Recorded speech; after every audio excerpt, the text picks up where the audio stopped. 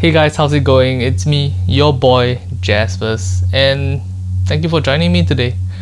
As you might notice, I'm not in the super hype mode today, even though the trailer for this video probably showcases me like being extremely excited about certain things in the video. That's just for TV effect, you know, to encourage people to come and check out the video. But I thought to myself that I actually want to do this move like this, a little bit more sincere, a little bit more one-to-one kind of thing.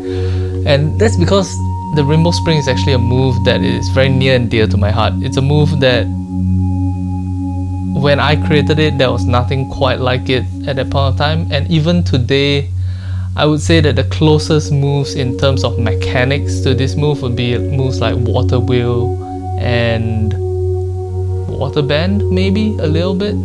I think of these moves as similar in that it's a move that requires you to understand the physics of the move for you to fully appreciate the way it's done. But one thing I feel that the Rainbow Spring does way better than these two other moves, or even most other super power moves, that's why I consider it, is that the Rainbow Spring is one of the few moves that you can do, like starting from dealer's grip, bam, you hit into it, and bam, you close. That's it. And that to me is something really special. There's no setup, you don't go farrowing stuff and then go into some convoluted position before hitting the move. You just go straight into it. Here, grab the deck, you do the Rainbow Spring, you close, bam, no one's the wiser. So today, essentially what I'm going to be trying to do is to give you all the information I have about the Rainbow Spring with regards to being able to pick it up as quickly and as effortlessly as possible. And to achieve that and make it as easy as possible for you guys to pick up the Rainbow Spring, we first have to discuss the most basic of things, your playing cards. You will notice, obviously, that in the trailer I was using a School of Cardistry V6 to perform the move, and even though I 100% stand by this deck of playing cards and I 100% believe that School of Cardistry V6 is our best deck of playing cards, my recommendation for you guys is actually not to practice using the School of Cardistry V6s. If possible, and if you have one of these playing cards, grab the School of Cardistry V5s. These playing cards will essentially make it super easy for you to pick up the move. And there is one reason for that. That is, this deck of playing cards is one of the softest decks of playing cards in the market today. Even within the Endio line of playing cards, the School of Cardistry V5s, super light. And that makes it super easy for you to control the Rainbow Spring. If, however, you don't have one of these School of Cardistry V5s nearby you, you can also use crush stock USPCC playing cards because they tend to be a little bit on the softer side, and when you spring the cards out, it's a little bit more effortless and a little bit more easy for you to do it. Also, because the cards spring out not very quickly, they don't like shoot out immediately, it makes it easier for you to control the spring. It is also super convenient that right now on the newdeckorder.com, the School of Cardistry V5s are in stock. So if you want to grab some of these specifically because you want to practice the Rainbow Spring, you can go ahead. But full disclaimer, you don't need to have this deck of playing cards. You can use the crush stock USPCC playing cards, and if you don't have those, basically any deck is fine. Just don't use one of the super hard decks of playing cards. The School of Cardistry V6s are fine. The Broken Borders 2020s are fine. You probably don't want to use the Broken Borders 2019s, even though it's 100% possible to do the move using those cards. The stiffness of the deck will make it slightly more difficult to learn the move at first. So yeah, go grab your deck of playing cards, the softest deck of playing cards, the most springable deck of playing cards, and let's get down to learning Rainbow Spring. Go on. I'll wait for you here, no worries.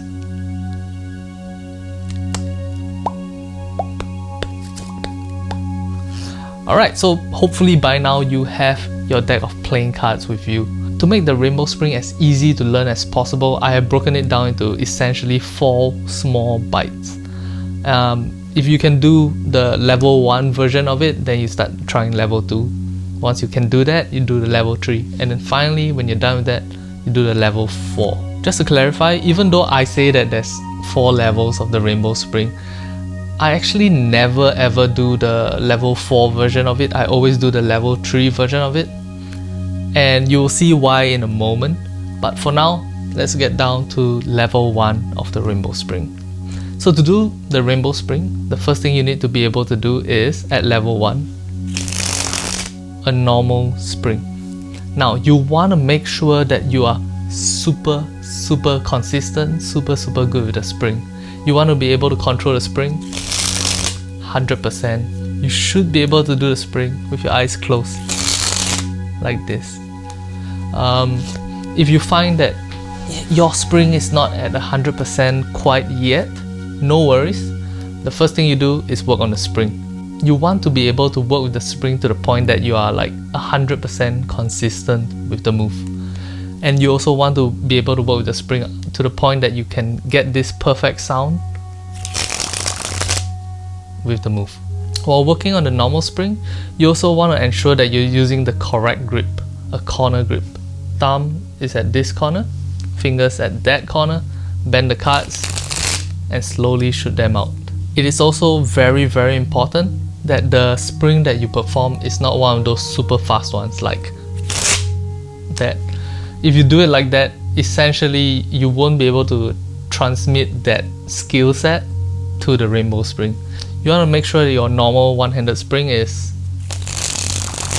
nice and slow and calm. This is important because as you're doing the rainbow spring, you want to make sure that there's time for the shape to form perfectly.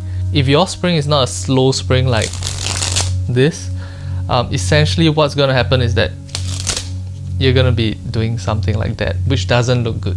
So if your spring is not 100% quite yet, it's okay. For now, just pause the video and you can come back to it at a later point of time when you're more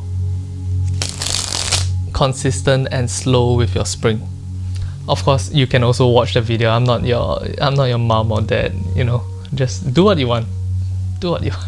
That being said, moving on from level 1 to level 2 is gonna be a little bit difficult if you can't do a normal spring consistently. Alright, so level 2. Level 2 of the rainbow spring involves you doing a sideways spring like this. Watch how the cards fly from one hand to the other in an almost horizontal line. You want to be able to do this in a slow, consistent manner like that. You want to ensure that when you do the sideways spring, your spring is still a slow one. It shouldn't feel like that. Instead, try to get it so that every single card has a chance to jump across from one hand to the other. As you're practicing the move, the main things you want to consider are this. Number 1, the sound should sound consistent like so. It shouldn't feel like that. Notice how the beginning is slow and then towards the end it's like bam, all the cards fly across. You don't want that. You also don't want it to be a situation where it's the reverse, where a whole bunch of cards comes out and then after that a few cards come out. You want it nice and smooth, just like that.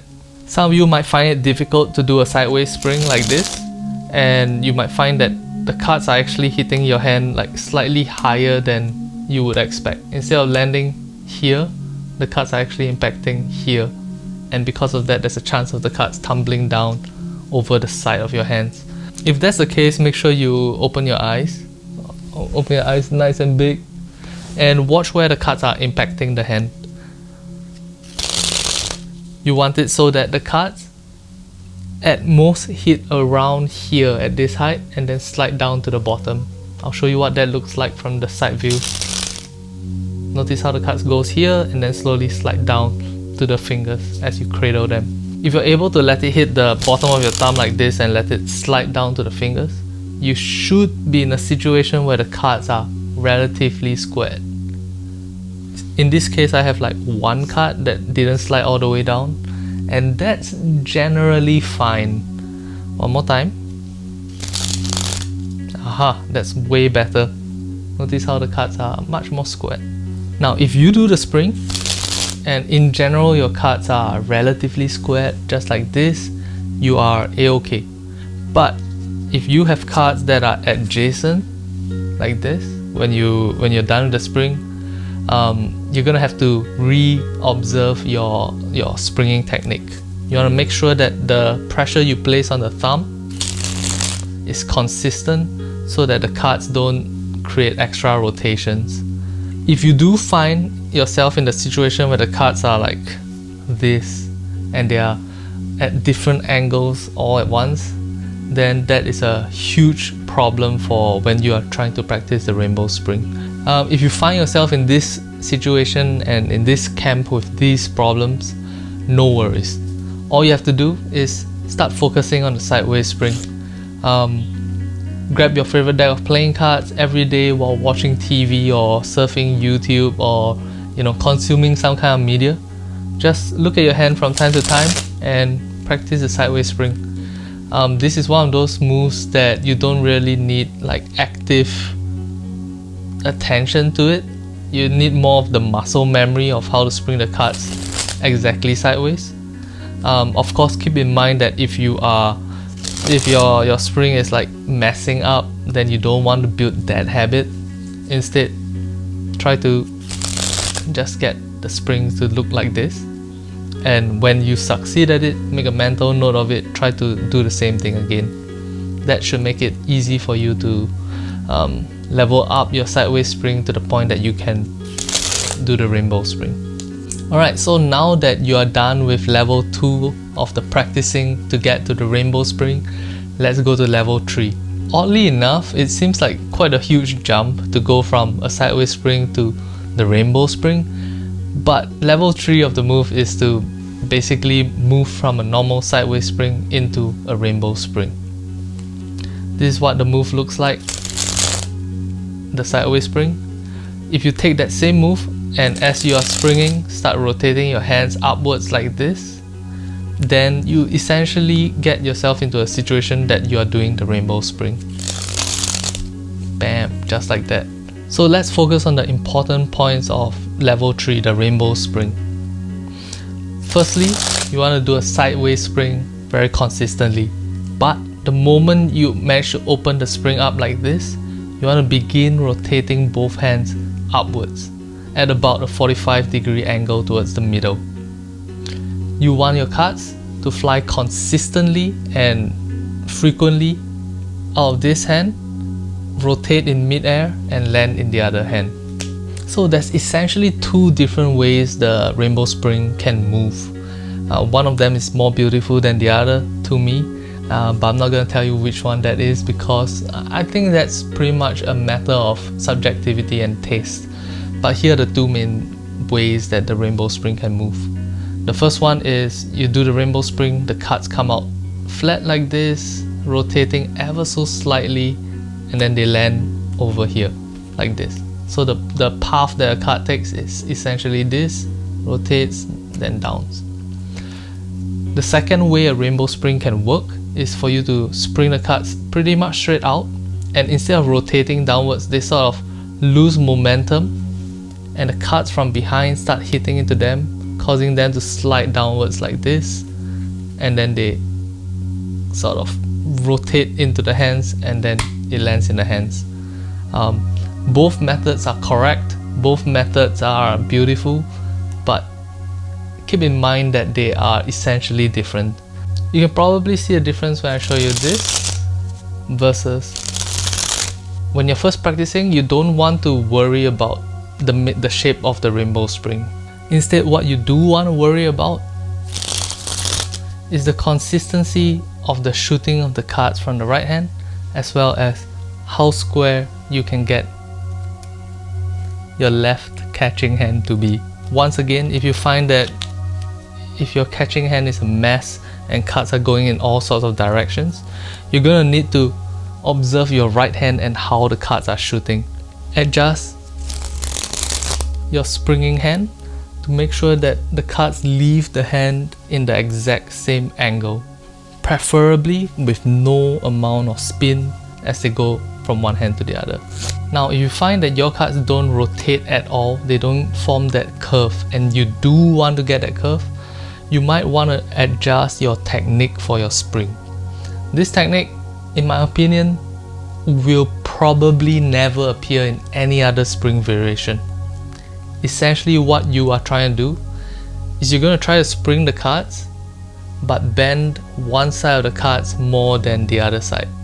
Essentially, what you want to do is to spring this edge of the cards faster than this edge of the cards. So the card shoots out of your hand, and instead of going whoop like this, it's gonna go whoop like this. I think for most cardists, you're probably not going to have to intentionally spring one edge of the card faster than the other, because for most cardists, when you spring the cards, it's not gonna land perfectly flat like that. There's probably gonna be some rotation due to the imperfections of the cards or due to the imperfections of your technique on the spring, and that's absolutely fine.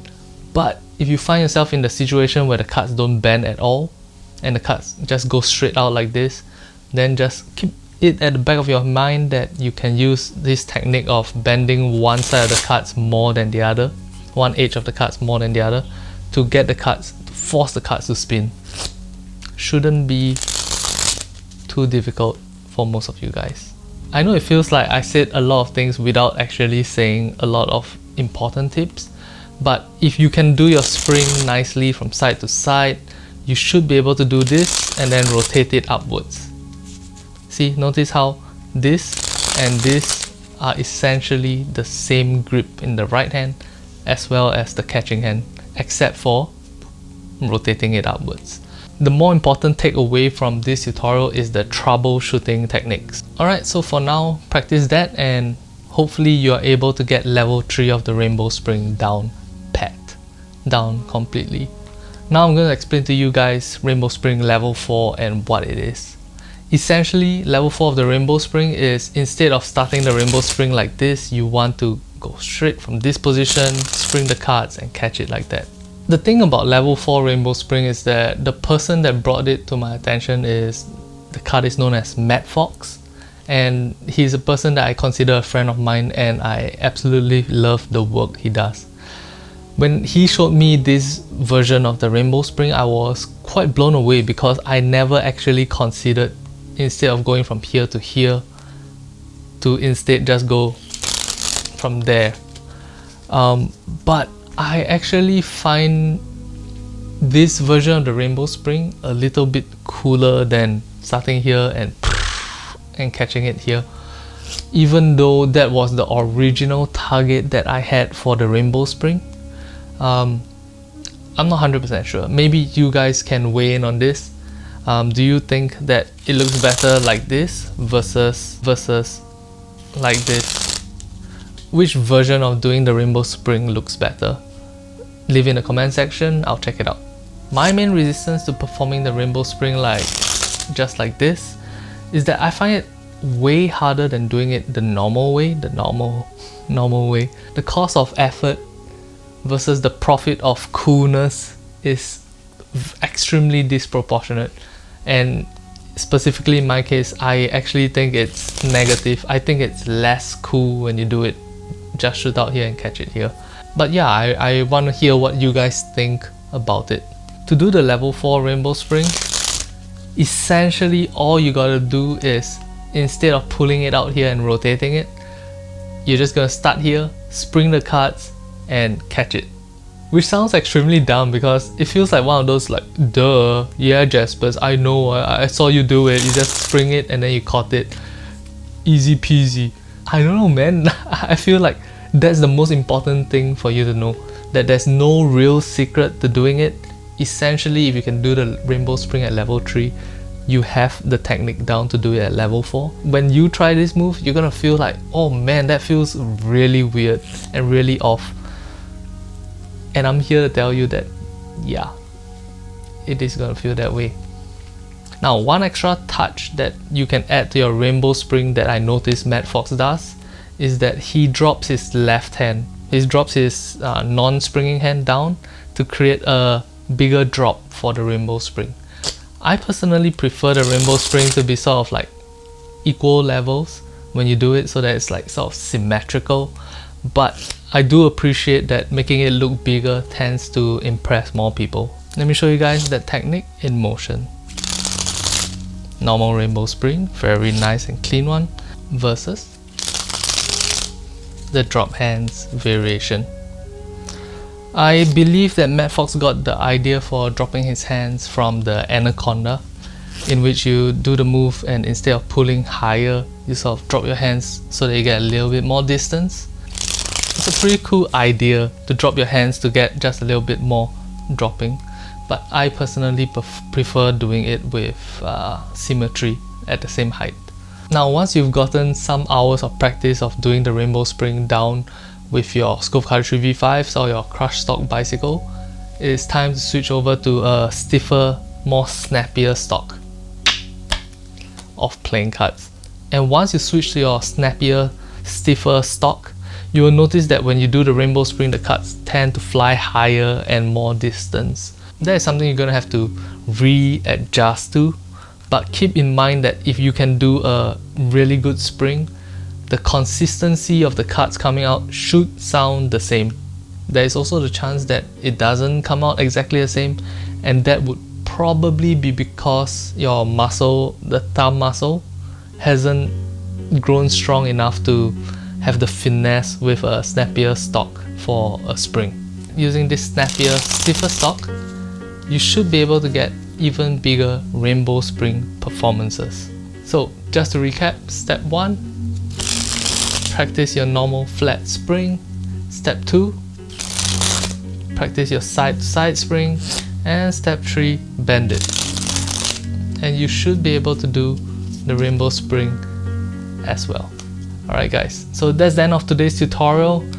This video is probably gonna be like 30 minutes long or maybe 20 minutes long, I'm not 100% sure.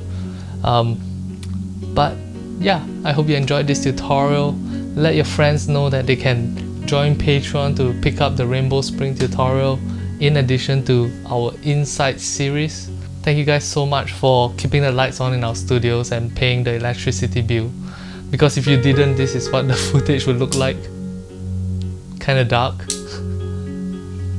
That's such a bad joke, because without you guys I wouldn't be able to continue producing this kind of high quality content. Love you all. Thanks so much for watching. I'll talk to you guys in the next video, which should be a new Insights video.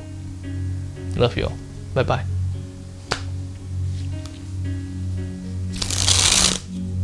Easy. You got this. You can do it too. You can do the move the exact way you want to. Yeah, you got this. Rainbow spring. Easy. Easy. Just gotta catch it square. That's the tough part. Other than that, you got it. You got it. You got it. You're so good at this. Come on, guys. Come on. You got this. Easy peasy, lemon squeezy. Yeah, you got this.